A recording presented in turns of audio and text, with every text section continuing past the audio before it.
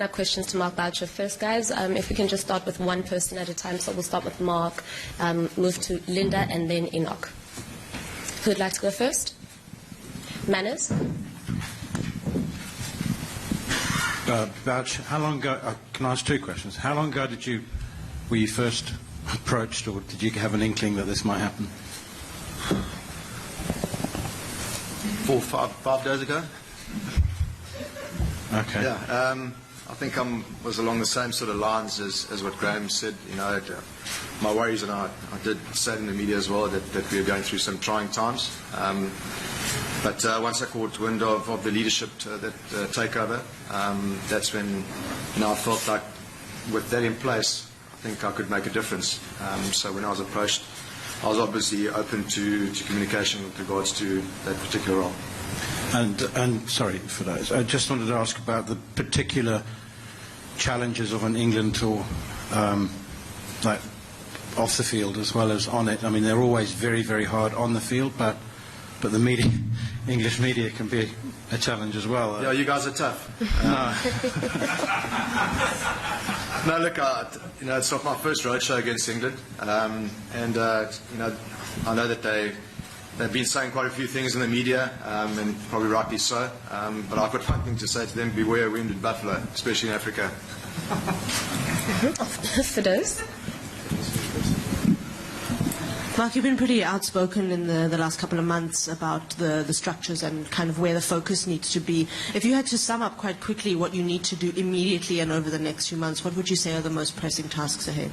I think, look, our confidence is a bit down, as Graham alluded to get our team getting their confidence back towards the guys. I think there's a wealth of knowledge in this country that can get utilised to get consultants in, to try and get the confidence for the players up, get as much information obviously going in the right direction through to those players, and give them the space to try and perform at their best. I do think we've got the talent in this country. I just think that needs to be nurtured a bit, and certainly given the opportunities for that information to come through to them, and like I said, in the right direction and in the right sort of communication channels, I do think that we can get the best of our players. Khalid? Mark, with the previous coach, there was a lot of talk about a style of cricket to be played. With the current squad, the way it was in India, obviously, there's only about 3 experienced players in that team, and it's about. Are you going to be talking about developing for this Test Championship, or is your mind still on winning it? My mind's on winning it. I've been involved in sides over the years where we've had some very tough times. I look back at probably one of the toughest times was the Hansie Cronje saga, and we straight away after that we went and we beat Australia in the series. So, I think that we've got a good chance of turning around. I think sport is an amazing game, especially the game of cricket, and I've been in setups where it's turned around in a couple of days. So that's what I'm looking to do. I understand that there's a lot of work to be done before that. With regards to your question about the sort of style, I think I'm not here to reinvent the wheel. I think that that the players that we select will have their own style of playing, and they need to work that out for themselves as well. Like I said, we just we have to try and add a lot of value, give as much information as possible, create a nice environment for them to play and to do their best. And if we can do that, then I think we're going in the right direction. Telford? Boucher, how much of what has been happening off the field and in the boardroom and whatnot, how much of that you as a player and as a coach you would know, how much of that seeps through into the way a team ends up playing on the field? Well, me as a player, yes, it did. I think when you probably lack a little leadership from up top, it does tend to seep into the lower sort of sections of the whole train, if you want to put it that way. I think guys start getting away with murder at the bottom, and I think that if we get the right leadership at the top, it's going to filter down, and I'm very confident that we've got the right leadership at the top now, and hopefully that will filter through into all spheres of our cricket in this country, from domestic to under-19s. That is needed, and I'm sure that will be the case. Mark,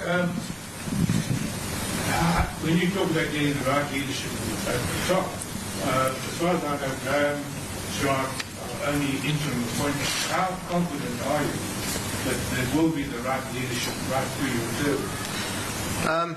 Yeah, look, I think at the moment it's there, and these are the guys that have been given the task of making the decisions. So I'm pretty confident that they're going to make the right calls. Not putting any pressure on them, but I'm sure that they're going to make the right calls going forward.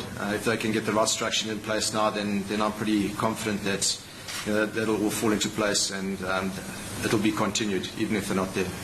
Last two questions for Mark. Mark, just give me the domestic coach after a couple of seasons. What is your view on the standing of our domestic cricket and around? Look, like I said, I think there's a lot of talent. I think we need to have a strong look at our players coming through from the younger ranks.